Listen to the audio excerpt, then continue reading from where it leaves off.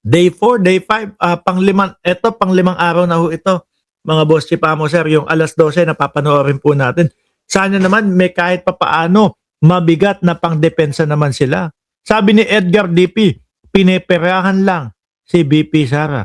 Wag naman ho sanang sasama ang loob nung defense lawyer ni Sara Duterte. Pero umaayon po ako diyan sa iniisip ninyo. 'Di ba? O ngayon mga kababayan, another, doon din po. Eto, kung paano nila i-connect si Pangulong Bongbong Marcos doon sa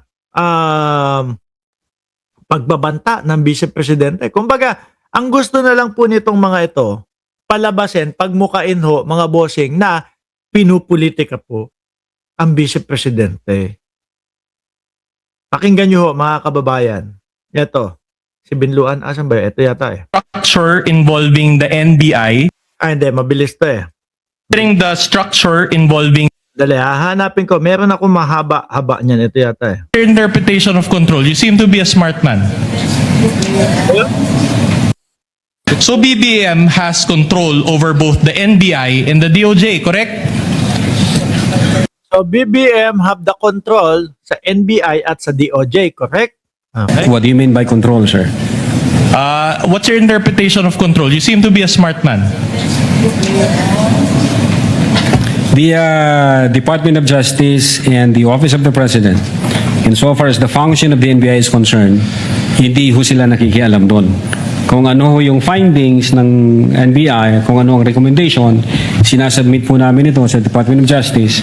And then yung Department of Justice, i-weigh po nila, i-evaluate po nila, and then mag-undergo ng process ng case build-up.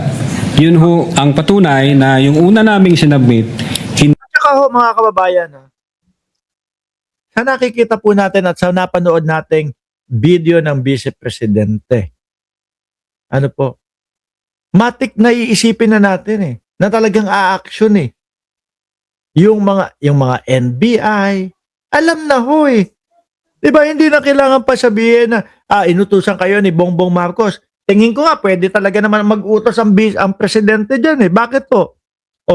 Buhay niya Yung inaano buhay niya. Yung pinagbabantaan, buhay ng asawa niya. Kayo po ba? Ako, kung ako ang presidente, marinig ko, meron ako inutusang tao. Meron ng inutusang tao yung si Sara Duterte. Tapos gusto ako ipapatay. Asawa ko at saka yung pinsan ko. Ano? Bilang presidente, imbestigahan nyo nga yan. Tingin ko may karapatan naman ng presidente na siya magutos nun. Buhay niya, hindi, ngangalang tayo. Tumangalang tayo. Si Sara Duterte lang naman yan. Di ba? Yung pamilya lang naman yan, background na di umano'y 16 to 18,000 na namatay doon sa panahon ng panunungkulan ni dating Pangulong Duterte. Di ba? Pero, ang NBI sinasabi, ginagalang nila at nirerespeto at hindi nakikialam ang presidente o ang ekutibo. hindi tinanggap ng Department of Justice, meaning ang Department of Justice, pag nakita niya na hindi tama o kulang yung requirement ng NBI, hindi niya ito karakarakang tatanggapin. Di ba? Yun po yung sabi naman, di ba, nung una, nung kay Narbasa pa lang ano sabi? Hindi tinanggap ito.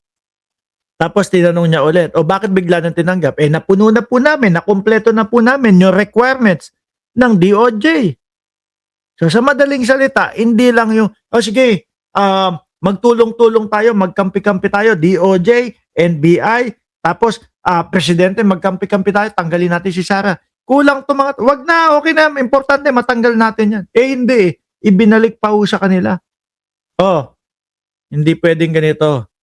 Kailangan, sundin natin yung tamang proseso. Kumpletuhin nyo yung requirements nyo dito. Di po ba?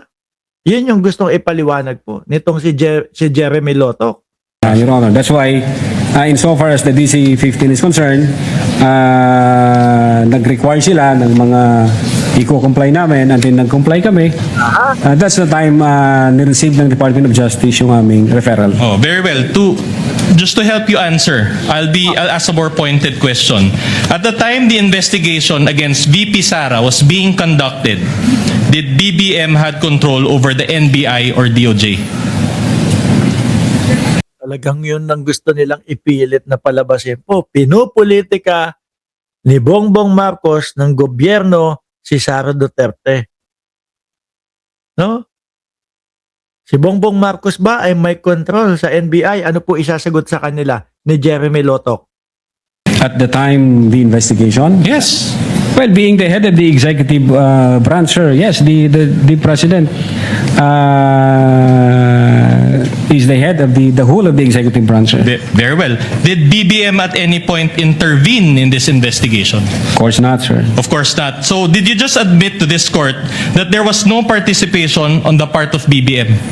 Again, the purpose of the submission of the affidavit is No, for the preliminary question is very investigation, simple. sir. This is answer. Can we ask Your Honor the that witness to answer. Witness is in the The, process. the purpose of the referral that we submitted to the Department of Justice is for the purpose of preliminary investigation, which under the new rules of the NPS, pwede ho ang law enforcement agency na mag-submit ng complaint affidavit kahit wala yung affidavit ng complainant for purposes of preliminary investigation. So, the complaint from the President is not an indispensable requirement insofar as the preliminary investigation is concerned by the DOJ, sir. So let me clarify. You received instructions to conduct an investigation against Now you seek instruction to conduct an investigation. Kanino manggagaling? Kay Bongbong Marcos na naman? VP Sara from the DOJ, which is under the Office of the President, and the investigation, in that investigation, BBM was allegedly one of the offended parties. Again, Your Honor, hindi ho ako nakatanggap ng Wait, direktiba there's no from- question yet. There's no question yet. And yet, BBM has control over both the NBA and the DOJ. Your Honor, Is that a fair Your summation? Honor, Yung mga tanong nila, ano ho, mga kababayan, yung kapag ka nalito ka at sumagot ka ng hindi mo iniintindi, yung kumbaga panlito ho, mga bossing, ano? Yung gano'n lang, hindi yung tipo bang, since alam ko na naman ang mga pangyayari at alam ko naman na huli na itong mga ito, na ipit na itong mga ito, tatanungin ko na lang ng diretso. Yung wala ng panglito. Pero yung mga tanong nila, panglito ho, mga kababayan, ano? I will not object now. Ask and answer. Same point, Your Honor, please. Many times over, control of the President over the DOJ, control of the DOJ over the NBI. Ask and answer All right. many times over. Considering the structure involving the NBI, the DOJ, and the Office of the President, don't you think that there was bias against VP Sara? I will allow that. I will not object, Your Honor. Your Honor, Counsel again, kindly wait for the presiding officer to recognize you. Grabe no, pinagtatawanan sila ni Atty. Ligutan.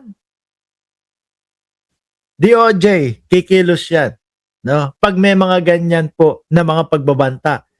NBI, kikilos yan. Pag may mga, ay, Diyos ko. Tapos, hindi ba bias? Pinagtutulungan ng Vice Presidente dito. Witness may answer. our investigation, Your Honor, is Iko, evidence-based. sinapubliko ng Vice Presidente, kaya ang NBI kumilos. Naalarma ang Department of Justice.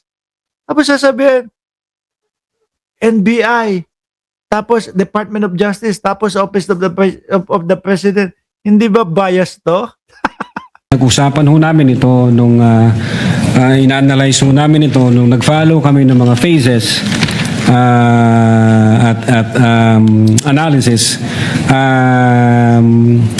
We believe Kumbaga, Tato, yan. Sabi ni Tato, inalaw ni Atty. Ligutan kasi alam niya saan tutungo yung tanungan. Di ba mga kababayan?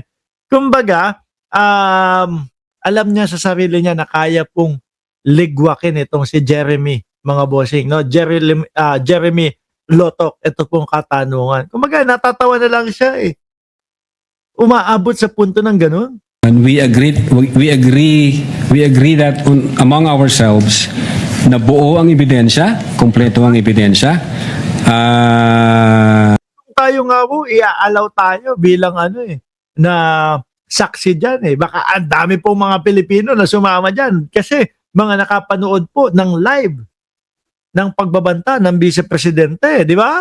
Na-comply natin yung requirement ng prima facie case with reasonable certainty of conviction.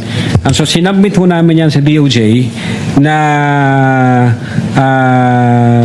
ang paniwala po namin ay kumpleto ho at na-comply namin yung requirement Alright, either way, ng kaso. okay, either way, the NBI can initiate its own investigation when necessary, correct?